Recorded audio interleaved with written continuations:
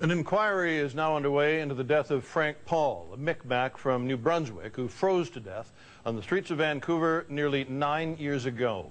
His tragic death has become a rallying point for Aboriginals upset about how police deal with First Nations people. CTV's Carrie Stephenson reports. A ceremony to cleanse and heal.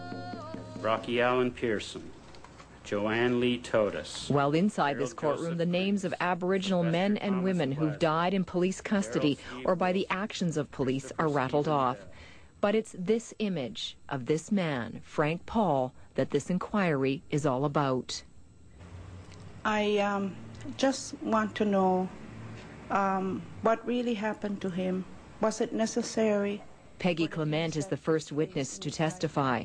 She's come a long way from her home, Ilsabuktuk, or Big Cove, New Brunswick. It's where her cousin Frank Paul grew up. The Paul family was poor and drinking was a problem. Frank didn't have an easy life. And his death was horrific. This surveillance video shows him crawling through a jailhouse hallway after he'd been picked up for the 231st time by Vancouver police.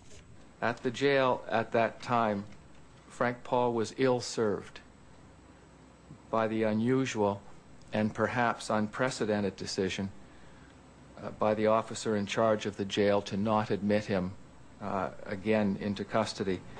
Rather than allowing him to dry out, a sergeant ordered Frank Paul to be dropped off on the east side. This is the alley where Frank Paul died on a December night in 1998. He was drunk. His clothes were wet. The temperature was hovering around the freezing mark. The inquiry heard he was dumped here like a bag of garbage. When the body was brought to us, there was a bag that came with him. It was just a garbage bag, a black garbage bag with his clothes, and they were still wet. In our opinion, successive governments, successive police chiefs, successive police boards could possibly be complicit in the cover-up, perhaps, of Frank Paul.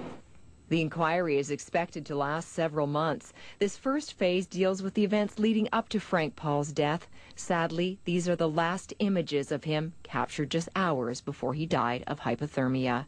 Carrie Stephenson, CTV News, Vancouver.